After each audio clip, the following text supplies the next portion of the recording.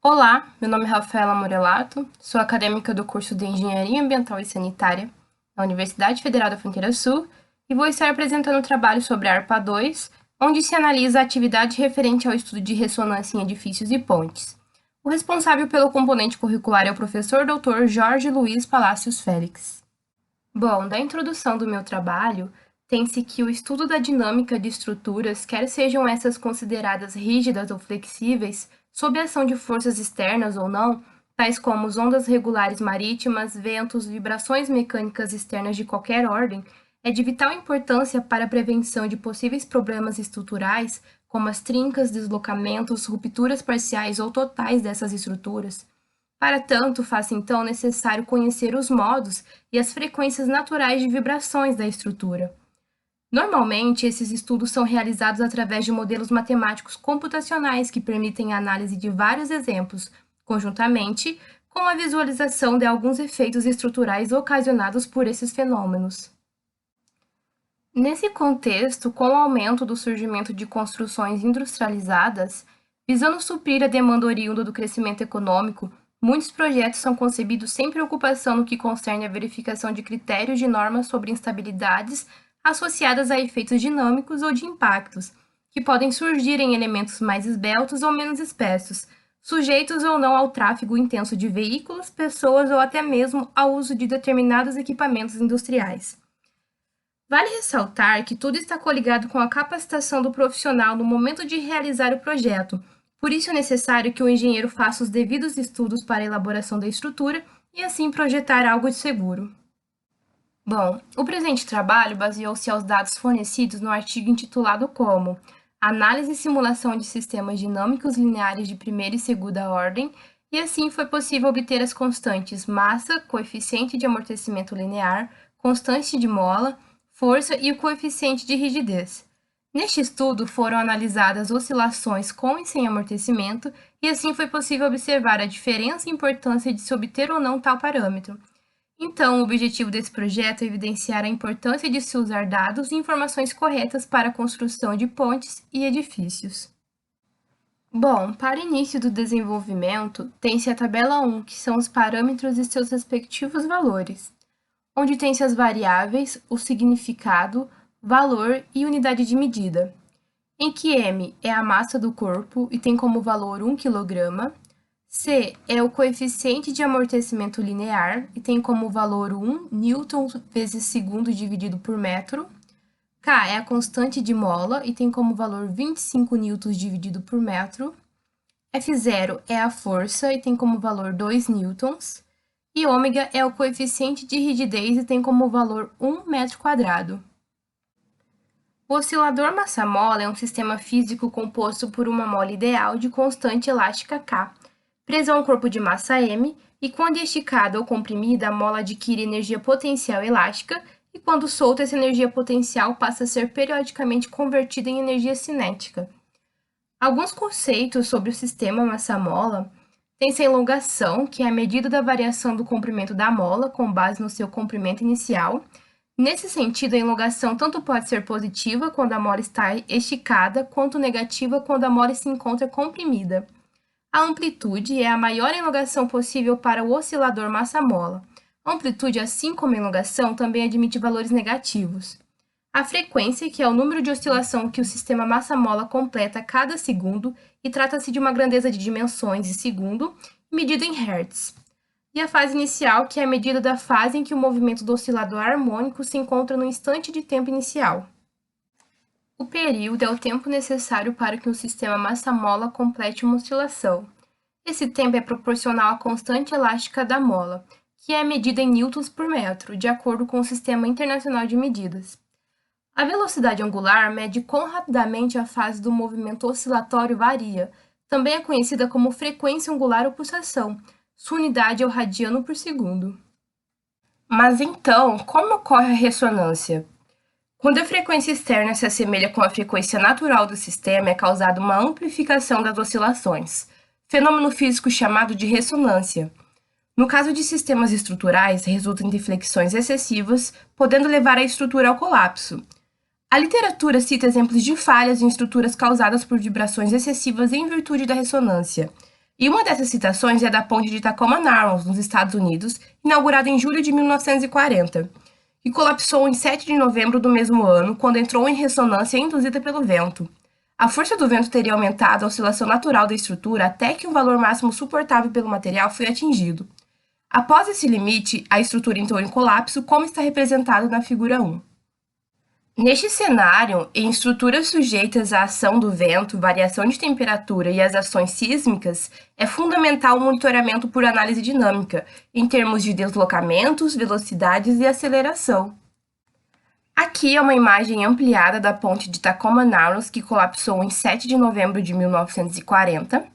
E como podemos ver, a estrutura sofreu a ressonância e assim desabou. Utilizando a equação diferencial ordinária de segunda ordem, tem-se condições para calcular e representar graficamente a ressonância do sistema em variadas situações. Considerando a equação segunda derivada de AX mais primeira derivada de BY mais C igual a FT, inserindo os respectivos parâmetros, é possível calcular 3 distintas situações que estão sofrendo ressonância. Na tabela 2 estão dispostos os dados que serão utilizados nos cálculos. O valor da ressonância encontrado é igual a 25 newtons por metro. O objetivo é realizar os cálculos de forma a comparar comportamentos antes, durante e após o momento de ressonância, sem a presença de amortecimento. Para isso, foi estipulado que o valor de K para o momento antes da ressonância seria de 15 e após o momento de ressonância seria de 30 newtons por metro. A solução geral para segunda derivada de 1y mais primeira derivada de 0y mais 15y igual a 2 cosseno de t pode ser escrita como y igual a YH mais YP, onde YH é a solução para a EDO homogênea, segunda derivada de AXY mais primeira derivada de BXY, mais CXY igual a 0, e YP é a solução particular que satisfaz a solução homogênea. Após a substituição e resolução, chegamos à solução geral y cosseno raiz quadrada de 15t mais seno raiz quadrada de 15t, mais 1 sobre 7 cosseno de t, e a seguir tem-se o gráfico 1, que é sobre o comportamento antes do momento de ressonância, assumindo C1 igual a 1 e C2 igual a 1, e podemos observar que no momento 15, antes da ressonância e sem amortecimento, é constante. Aqui tem-se uma imagem mais ampliada do gráfico 1, onde pode-se observar que no momento 15, sem amortecimento, a ressonância ocorre constantemente. Para encontrar YH resolvendo segunda derivada de 1y mais 25y igual a 0, vamos assumir uma solução com Euler elevado na yt. Reescrevendo a equação e fazendo as devidas simplificações, ficamos com Euler elevado na yt mais 1 elevado na y ao quadrado mais 25 igual a 0.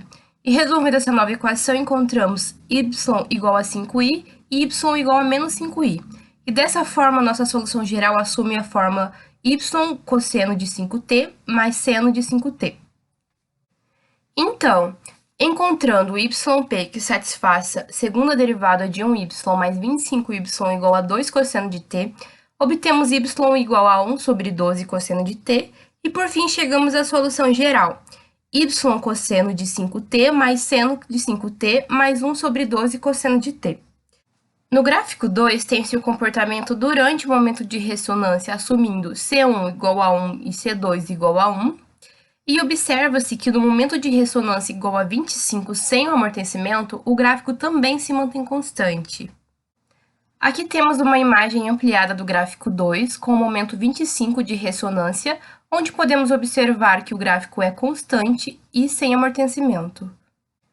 Para encontrar YH, resolvendo segunda derivada de 1y mais 30y igual a 0, vamos assumir uma solução com Euler elevado na yt, e reescrevendo a equação e fazendo as devidas simplificações, ficamos com Euler elevado na yt vezes 1 elevado na y ao quadrado mais 30 igual a 0. Então, encontrando o YP que satisfaça segunda derivada de 1y mais 30y igual a 2 cosseno de t, obtemos y igual a 2 dividido por 29 cosseno de t. E por fim, chegamos à solução geral y cosseno de raiz quadrada de 30t mais seno de raiz quadrada de 30t mais 2 dividido por 29 cosseno de t.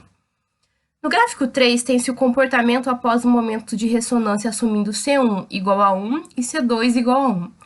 Observa-se que no momento de ressonância igual a 30 e sem amortecimento, o gráfico também se mantém constante. Aqui temos a imagem do gráfico 3 ampliada e podemos observar que o momento após a ressonância com o valor de 30 Nm/m também é constante. Isso ocorre porque, sem o amortecimento, algum fator externo pode atingir a mesma ressonância que a ponte ou edifício em questão, e assim ocorrer o que aconteceu em Tacoma. Até o momento, estávamos realizando a análise da ressonância em um sistema sem amortecimento. Agora vamos assumir um coeficiente de amortecimento linear igual a 1 kg/s. A solução geral para a segunda derivada de 1y mais primeira derivada de 1y mais 25y igual a 2 cosseno de t pode ser escrita como y igual a yh mais yp, onde yh é a solução para a EDO homogênea, segunda derivada de axy mais primeira derivada de bxy mais cxy igual a zero, yp é a solução particular que satisfaz a solução homogênea.